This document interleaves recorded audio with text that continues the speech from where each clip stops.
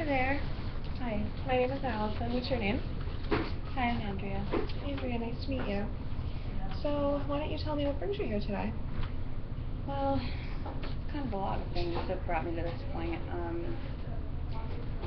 I have two children who are wonderful. I have a boy and a girl. They're teenagers, and they see their father. So it's, we're separated, or divorced actually, but we have a good relationship. We're friends. The biggest problem I'm having right now is with my mother. She's getting up there in her years, and she's very healthy, very mentally kind of sound, but, she lives with us. She lives with me and my kids, and she's kind of a lot to handle. I find myself doing a lot for her and then getting frustrated. Sounds pretty difficult, but it also sounds like, you have a good relationship with, the people in your family. You said that your children are great. So, it sounds like you have some good things going on. Yeah. Yeah, I love my kids. They are definitely a big source of joy in my life. I think it's tough with my mom. She gave me a lot growing up. I was one of four, and she took care of us a lot, and was just very unselfish. And her husband's gone, so my father passed away 5 or 6 years ago now, 5 years, and she lived in her home for a while, and we would visit. I would visit. My daughter would visit a lot, and take care of her. Everyone. My brother would come in and check in on her, make sure she's doing all right. It's hard for a while, but when my husband and I separated, it was kind of the natural flow of things that she ended up living with me. We worked really hard to clean out her house and sell it and everything, and it's just now I find myself not able to really do much because she constantly needs me. That must be very, very difficult. But it sounds like you're a great support system for her, and as much as you feel as though helping her is interfering with a lot of things in your life and you're not really able to do much for yourself, it's still very selfless for you to continue to be there for your mother.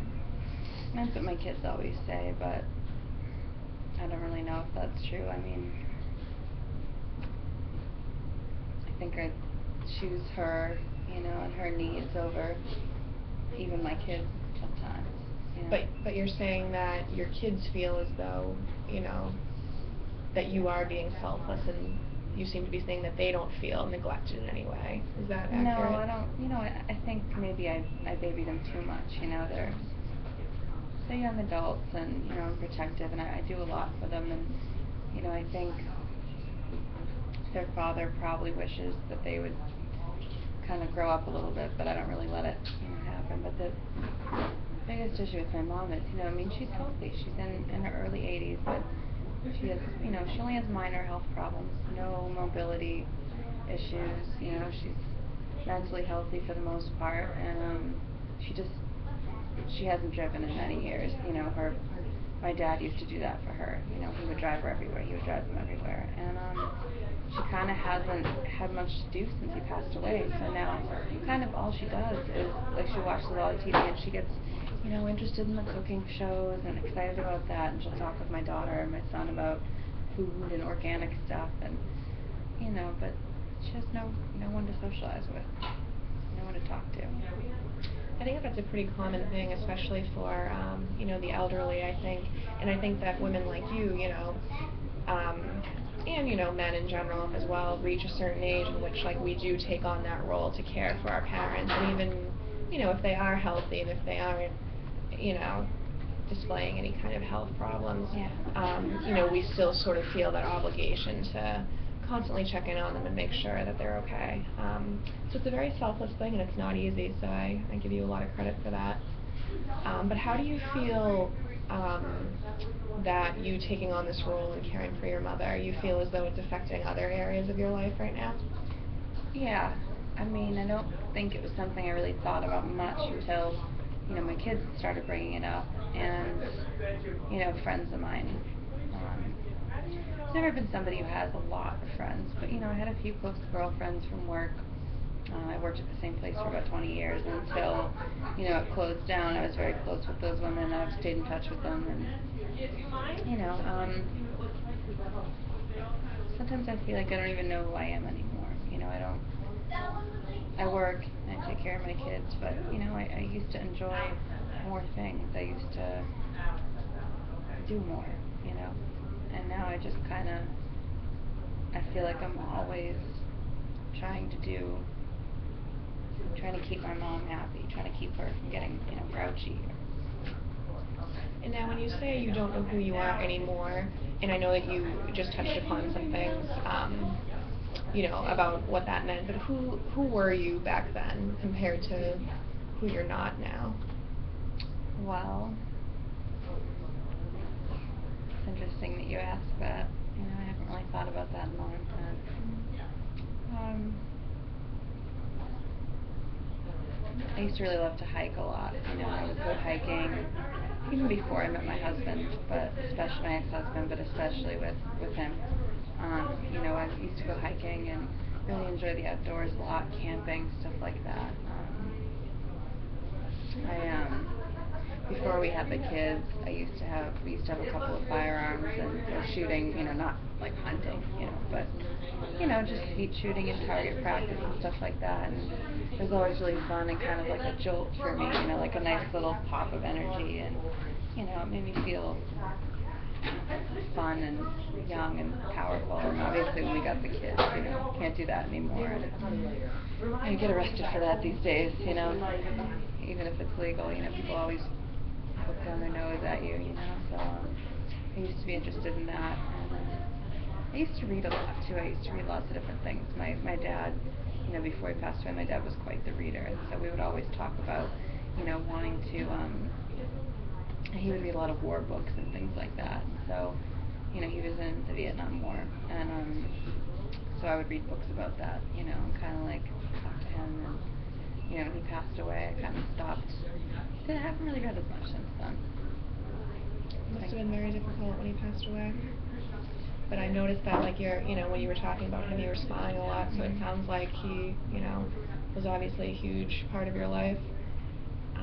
But I guess I have to ask, what was the moment in which you decided that it was time to come to therapy? At what point did you decide that you needed some extra support? Well, I don't know. It's kind of a tough thing to think about. I feel almost embarrassed. I feel embarrassed to say what the actual moment is. I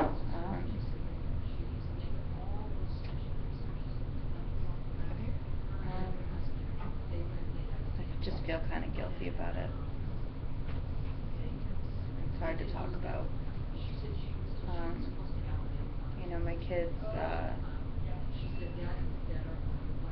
feels kind of stupid that my kids would have to. Hold on, let me take a minute. Okay, take your time. It's just hard. It's hard to have so much responsibility, and I've always thought I could do that, and that was just who I am. But lately, I just can't. I can't handle it anymore, and that's kind of what happened. I guess at one point, so it was a couple weeks ago.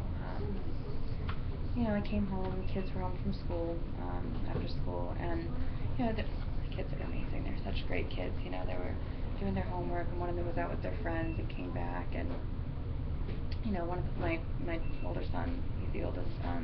He drives. My daughter doesn't drive yet. She's old enough, but we haven't quite gotten around to getting her license. And so my mom doesn't quite feel comfortable driving with him yet, since he's a pretty new driver. And so he was doing homework, and I've been trying to get her a little more accustomed to maybe if he could drive her once in a while to go to the grocery store, or pick up a prescription, something like that, so that I don't want to put all the responsibility on him. He's a child too, but a once in a while type of thing. not so much even for me, but to kind of, you know, it would help him feel more, you know, like he's more mature, and, you know, maybe help bond their relationship. He's a teenage boy, doesn't have a lot in common with her right now. So she wanted to go to Walmart, and I get home from school in the afternoons.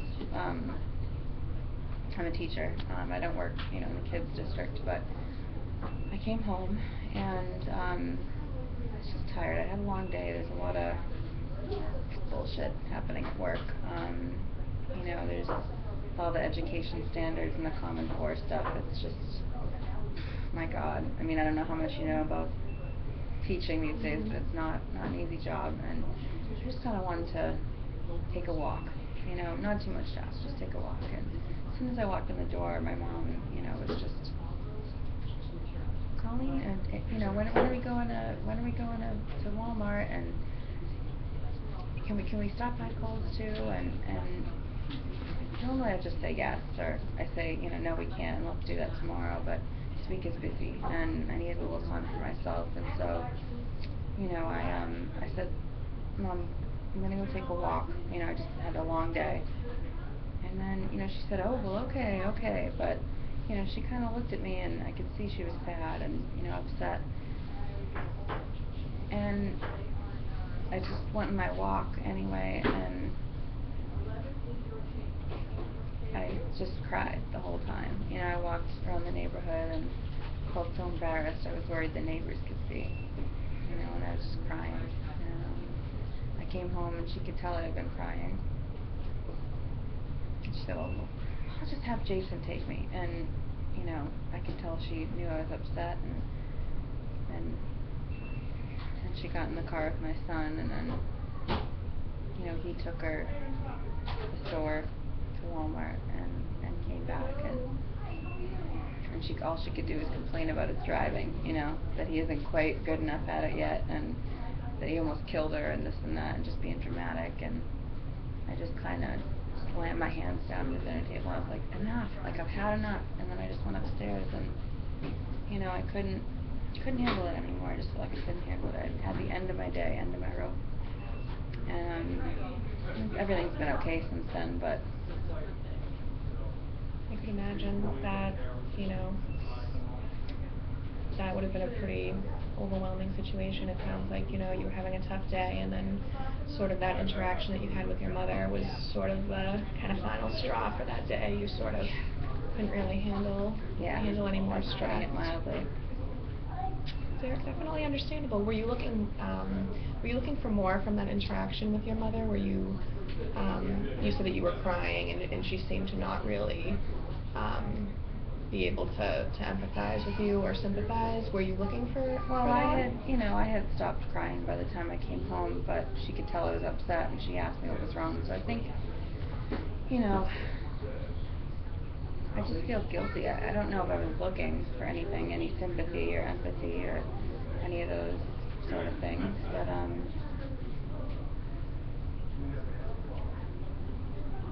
but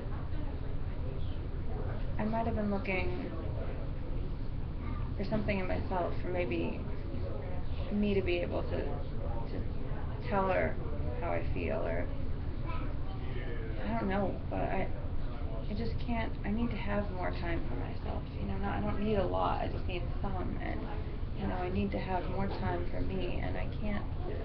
You know, I can't be the personal chauffeur at all times. I can't be her only source of social activity. I can't be, you know, every night I sit and watch TV with her, and, you know, some nights I'd like to be out doing something else, you know, and I don't think she means to make me feel guilty, you know, but I do. I do feel guilty.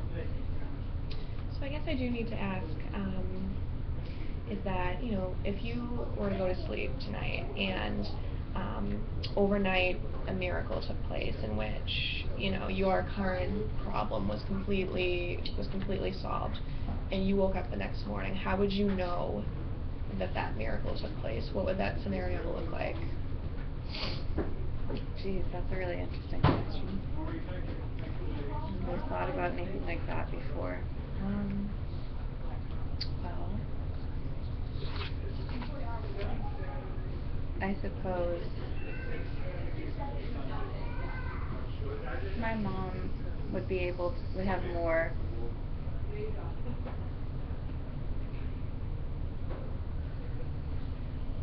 I would have more time for me. And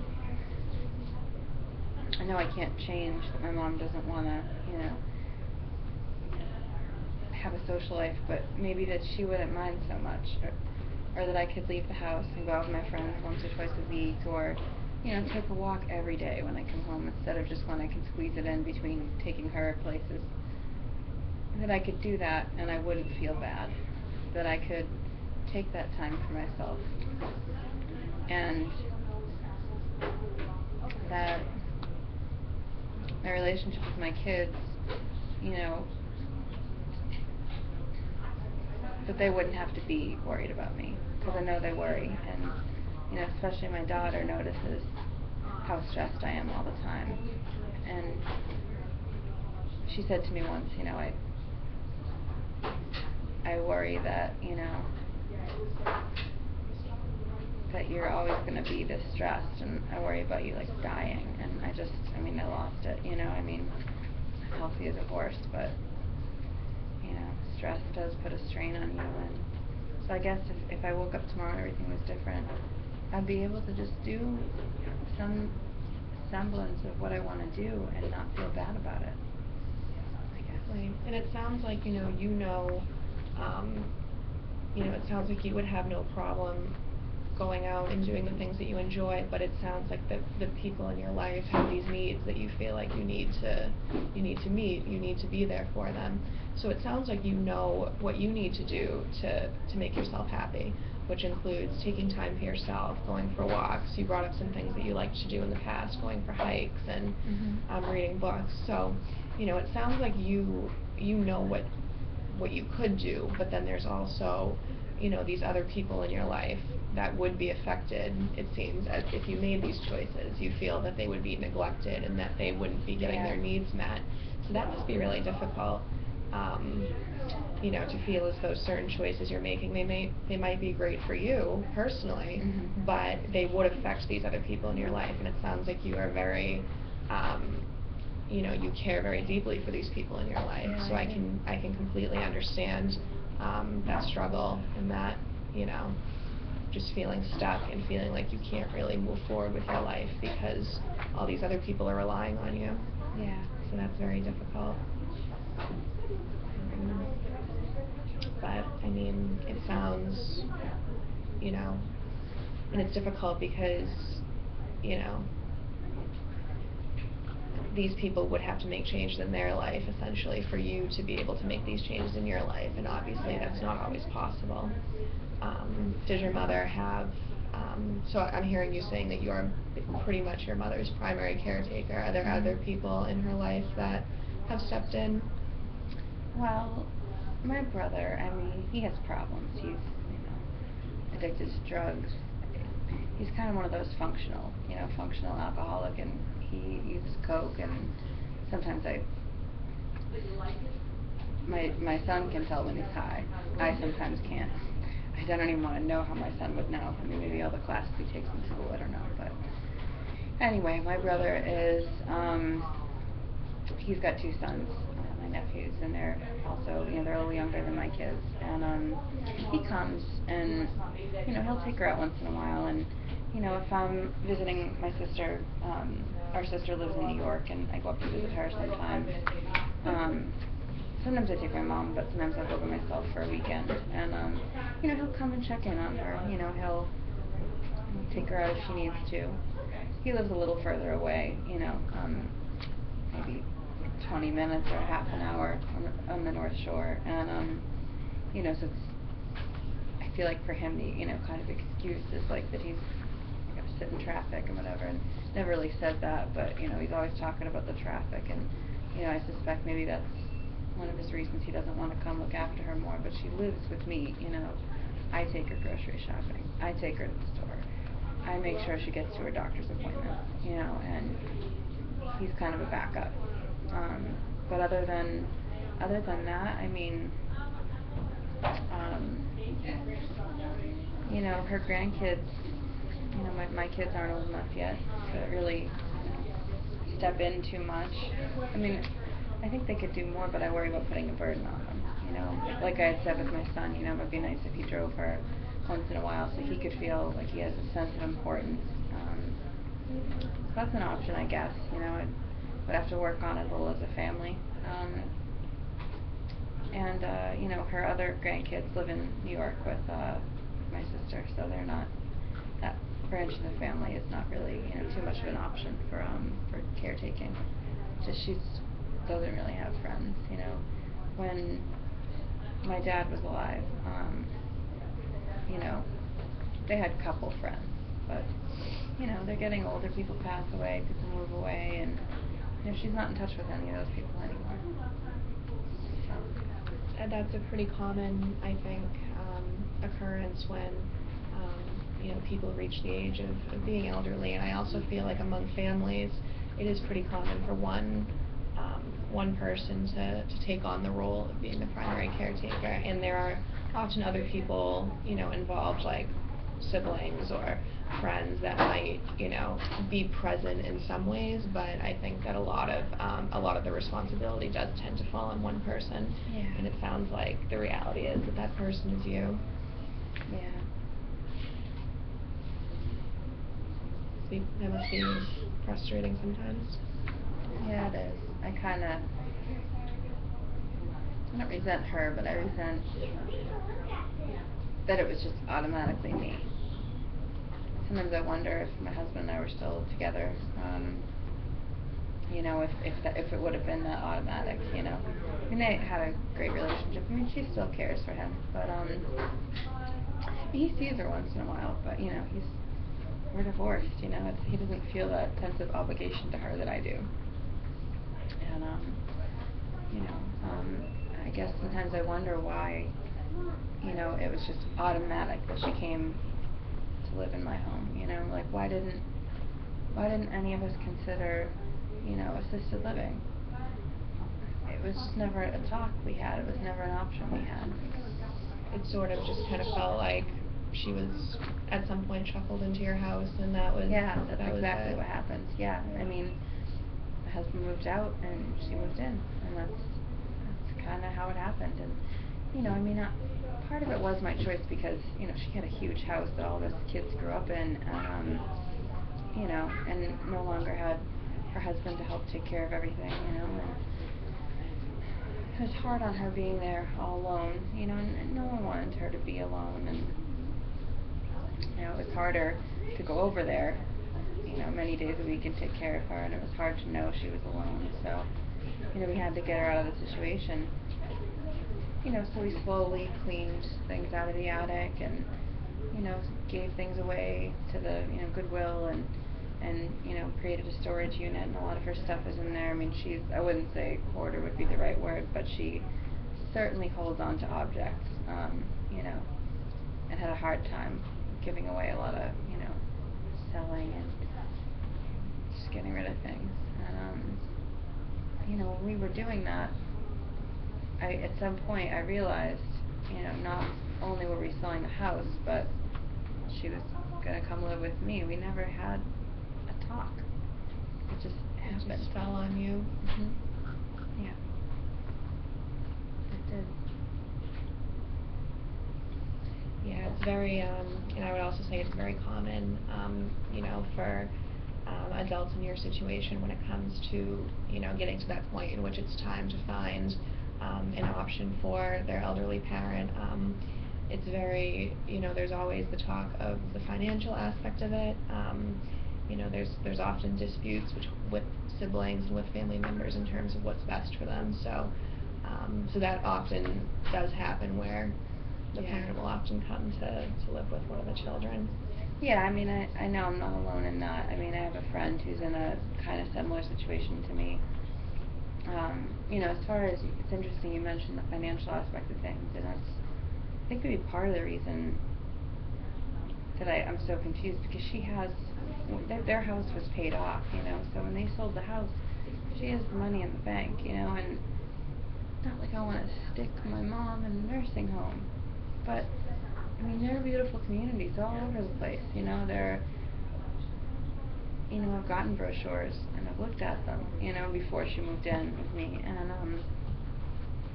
I've looked, and these places seem like places I would like to go when I'm older, I don't ever want to put on my kids, what I have to deal with, and I've told them that. I've said, don't worry, this is never going to be you guys, I won't ever do that to you.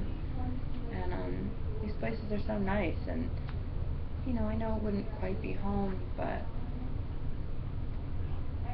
she wouldn't be alone. There'd be people, to check in on her. I would come still check in on her, just less often, and I guess it's just hard to think about how guilty I would feel for suggesting it, and I guess I just seem stuck. I seem like there's no way out of her being here, But what I also hear you saying is that, you feel as though assisted living would make her happier in some ways. I mean, the social aspect, the round-the-clock care that she would be getting. So, in a sense, what I'm hearing you say, that you're guilty, and I believe that guilt might be coming from a place in which, you're probably feeling like you would be abandoning her, or you would be, sort of wanting to just take the responsibility off of you.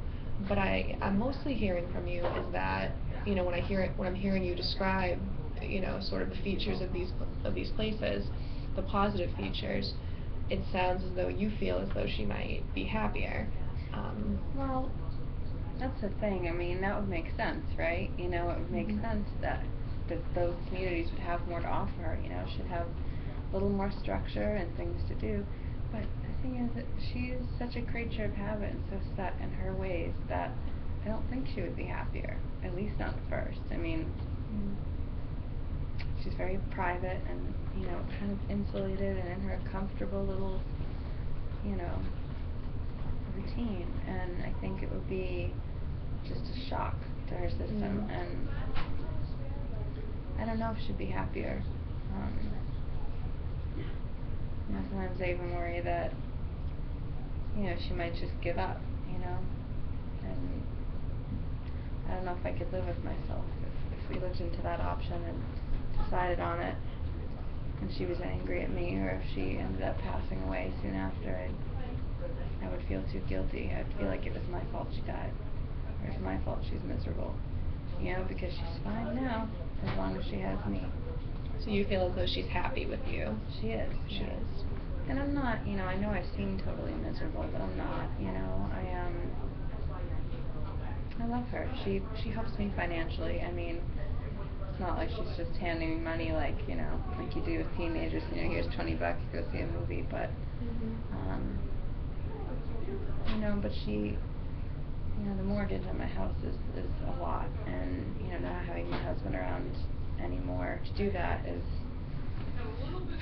just it's a burden, and, my kids, my son works, my daughter doesn't, but it's part-time, and I told my kids I want their job to be school, I want them to feel like all I have to worry about is school, and if they want to have a job to make extra money for themselves, then that's great, but I don't want them to grow up too fast, and,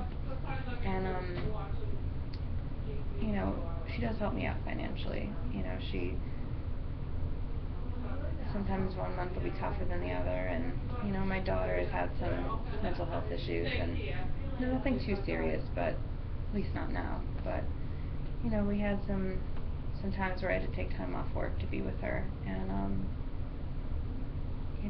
she helped me out then a little bit when I didn't want to take, just that was like a long-term leave. My daughter had an eating disorder, and, I spent a lot of time trying to get her into, a facility for that, and we ended up having to pay quite a bit, and she helped me out with that. It's not like I feel like directly like I owe her, but I feel like she's done so much for me in life. Why do I feel so miserable, doing so much for her? It makes me feel selfish instead of unselfish, which is what everyone else thinks, seems to think. You're saying everyone else thinks that you're selfless. correct? Mhm. But you don't feel that way No, yourself. I feel selfish for wanting so badly to have time to myself and just have a little more freedom. But I think that, and I completely get, that internal feeling of guilt and kind of feeling almost ashamed of sort of wanting more for yourself. But what I'm hearing is that your happiness is likely going to promote happiness for everyone else. And I often feel at times that when a person is taking the initiative to make themselves happy, and in very simple ways, you are not asking for much. You're not, necessarily asking for more than what you already have. I mean, I hear you talking about, your mother and, your daughter and your son, and I'm hearing, throughout this whole session I've heard you talk about the things that you do for them and how you feel about them, and it's very apparent that you love and care about everyone in your family. And you feel, and you're feeling the guilt that, because you want more, that makes you selfish. But in reality, generally when people want more for themselves, and they take the initiative to find more happiness, that is, in a sense, promoting happiness for other people. Often when we do things for ourselves that are positive for us, that enhance our self-esteem, we're often kind of promoting that for other people. So I feel as though, if you take the steps to make yourself happy in very humble ways, like you said. I mean, you mentioned earlier the things that do make you happy, and they're not material things, they're not superficial things. Yeah. I feel as though that would make a significantly positive difference in your life, and for the people around you. Yeah, I mean, I feel like, I don't mean to be rude or anything, but I feel like it's easy for you to say because you're not there, and, I mean, you don't have to see, my mom kind of sulk when I want to take a walk instead of taking her to the store. You know, you wouldn't have to feel the guilt of, having somebody else take her to an appointment, or have to have the appointment, on your schedule instead of hers, because, you need to do something for yourself, I mean, what I want most is to find a way to feel happier within myself and not feel guilty for it. I just don't know what I can do to stop feeling so guilty for needing, alone time. I can understand that, and like you said, I'm not currently in your position, but I can certainly, I've certainly seen many other people who have been in similar situations that you've been in which they've been feeling as though doing certain things for themselves is sort of going to neglect someone that they care about. But like I said, I do feel as though, by you doing something small for yourself, maybe twice a week, and something that's obviously not going to put anyone in your family in a neglectful situation. This isn't to say that you're going to, totally leave your mother in a position in which she's, unable to take care of herself. If She can take care of herself anyway. I mean, that's the thing, is she's Right. healthy as a horse. That's what makes this so frustrating. But, like, I guess, Exactly. I guess I could see myself, like, having, like, 3 or 4 days a week. Because right now I end up with a walk, like, once or twice a week if I'm lucky. Maybe make sure I get a walk in, like, every day but Wednesday. Or, like, Monday, Wednesday, Friday. And I'll walk as soon as I get home from work. And, that way, I feel like maybe I could tell my mom that. Because it wouldn't directly be, like... Do you think maybe if I told her, like, before, like, not, like, on a day when she has an appointment, but maybe if I talked to her and... I often think that communication is the best method. I think, and I was actually just going to ask you if you ever have sort of sat down and had a conversation with your mother about some of your No, I haven't. concerns. No, I haven't. Do you think that that's something that might be helpful? Yeah, I mean, I'm not sure how much I could tell her what I would say, you know, I mean, I'm certainly not going to sit down and tell her how stressed I am, or how much, you know, that I need my own space. Well, and I'm wondering why you would not want to tell her about the stress. Do you feel like that would make her upset if she were to hear, or do you think that would make her feel guilty? It would definitely make her upset. I don't want her to be upset. I think the main thing is I don't want to deal with the reaction. I don't want to deal with, I don't want her to feel upset, but I also don't want to have to deal, you know, she gets in a mood if she doesn't get what she wants, you know, she doesn't treat anyone poorly, you know, but, you know, she'll be quiet and kind of sulky, and, you know, she's part of the maybe flip side of her being so spry and bright is that, you know, she gets the grumpies, you know what I mean? She gets grouchy, she doesn't get her way, you know, and so it's kinda, but if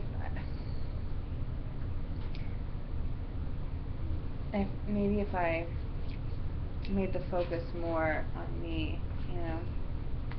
Absolutely. Well, and then I also have a question for you based on what you said about how you know, you don't want to make her upset, and you're afraid to tell her everything because you feel like it's going to cause a negative reaction.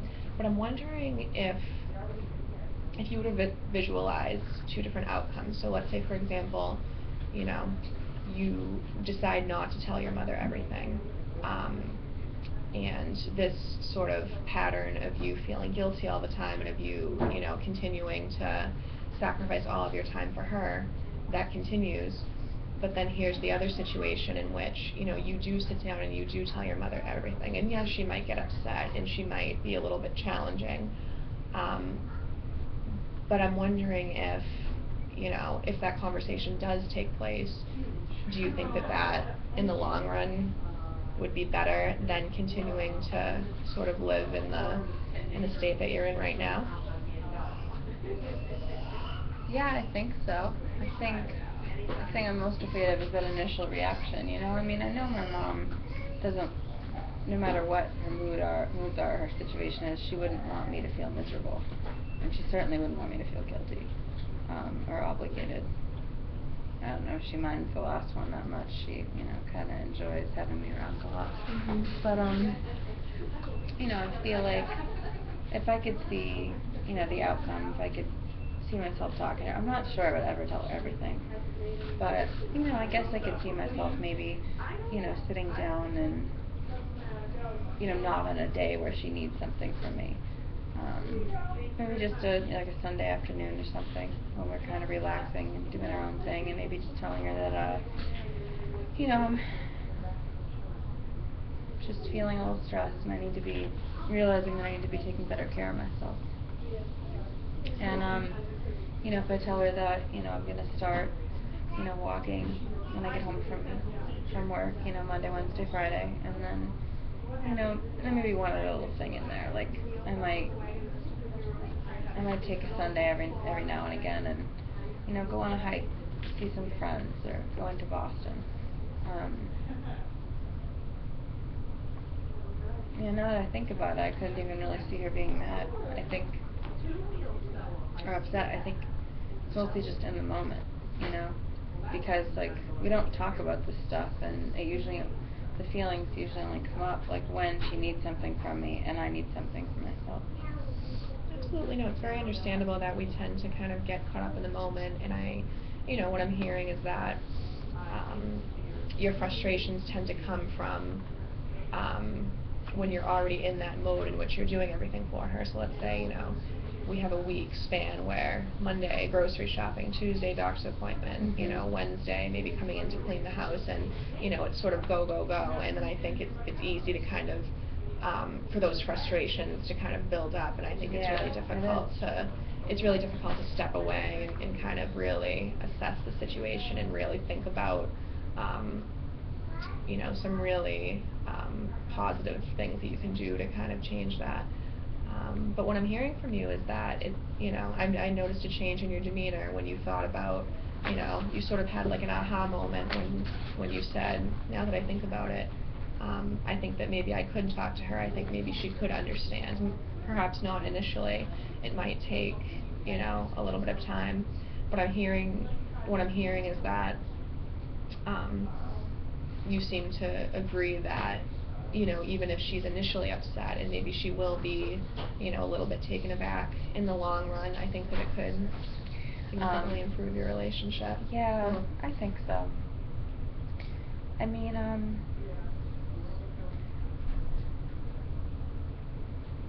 I know, I said a lot about how she's grumpy, and she's gonna be like that no matter what.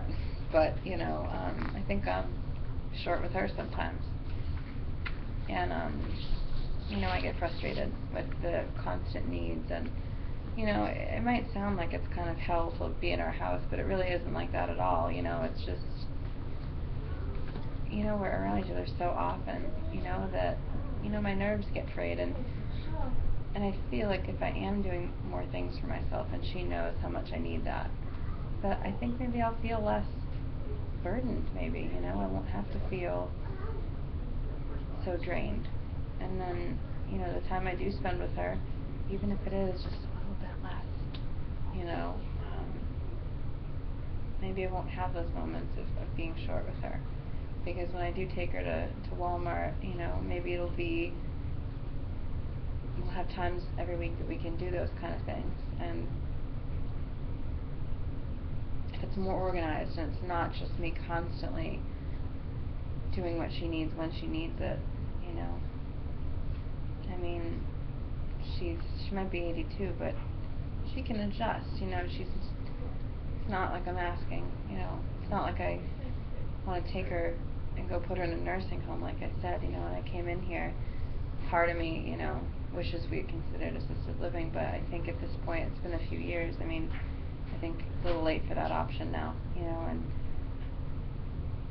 I think I'd like to at least try doing more things for myself before I take any extra steps, I could at least try and talk to her and, Sounds like a great... see if we can get things on a different level. That sounds like a great plan, and I'll be very curious to hear, if you do choose to come back for a second session, how that goes. And I think ideally I would like to see, you, like you said, taking a couple of days for yourself, but then also, really engaging and having a conversation with your mom about some of the things that we talked about, and I would love to see how that improves the relationship, and see what you bring back for our next session. So. Yeah, I think I will try and talk to her maybe this weekend or something, like I said, and I'll let you know how it goes. That would be great. All right then. Thank you. Yeah, thank you.